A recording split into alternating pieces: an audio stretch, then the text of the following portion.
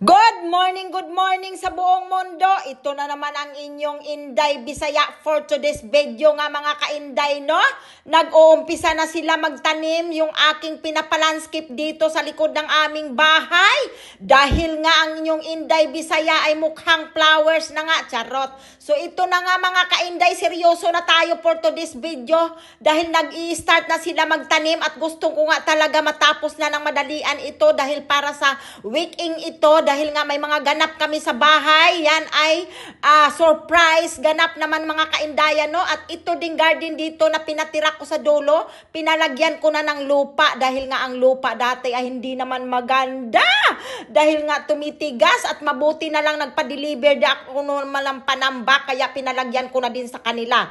At itong gilid dito mga kabisaya, pinataas ko na din yung flooring dahil nga nako, medyo tagilid nga pag pinantabakan namin dyan, baka mamaya umagos ang lupa dyan dahil nga medyo mababa ito. So pinalibil up ko na din. Nako, walang kaalam-alam si Apam sa aking mga plano. Nagugulat na lang siya.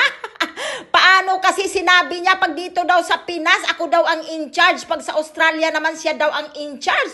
Ito na nga, in-charge na nga talaga si Inday Bisaya. Ito na mga ka-Indaya ng aking pinadeliver na lupa dahil nga hindi pa nga sapat yan. Nagpapadeliver pa ako ng mga 3 truck yata. So ayan muna ang kanilang dinala, no? Dahil kulang na kulang pa talaga ang aming panambak dahil gusto ko talagang mag-level up.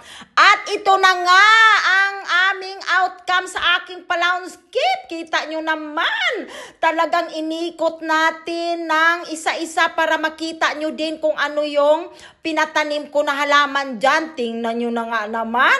Ibang-iba talaga mga ka-Indayan pag nagpa-landscape ka. As in talaga sinasabi ko sa inyo, hanapin nyo lang si Jerome dito malapit sa Dinalupihan. Yan lang talaga yung pinakamalapit sa amin na nagla-landscape dito sa aming lugar. Si Jerome, pag gusto nyong magpa-landscape, ayan na, kontakin nyo na at i-message nyo ako. Charot, ay hindi nga naman seryoso talaga pag gusto nyong magpa-landscape. Si Jerome lang talaga. Ayan na nga, tingnan nyo naman ang kanilang gawa. Ibang-iba talaga sa gawa natin pag tayo yung nag-garden. Walang-wala yung ating mga garden kasi mga kalat-kalat tingnan, di ba?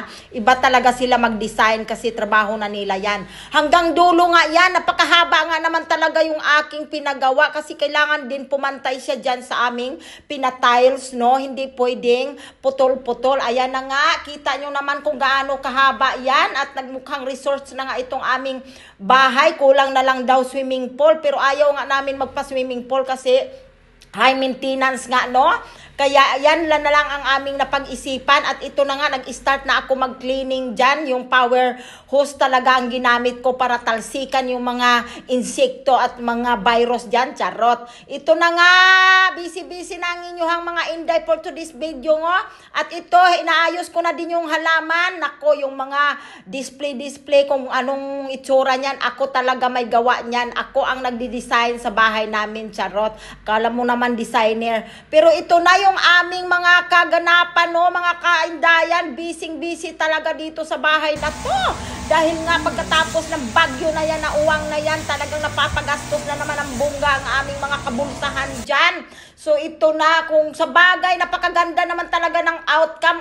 Ang laki talaga ng pinagbago kumpara noon. Sa tingin nyo, kayo na lang maghusga, charot. So nilipat na nga din namin yung lamisa dyan dahil nga yung isang lamisa namin, inilabas naman din namin. Makikita nyo mamaya sa aking video. So ayan na, iikutin na natin para makita nyo kung gaano kalawak. At si Apam din, andyan din si Apam. Ito na nga, ayan yung aming view pag nandyan ka sa terrace. Ayan yung makikita mo.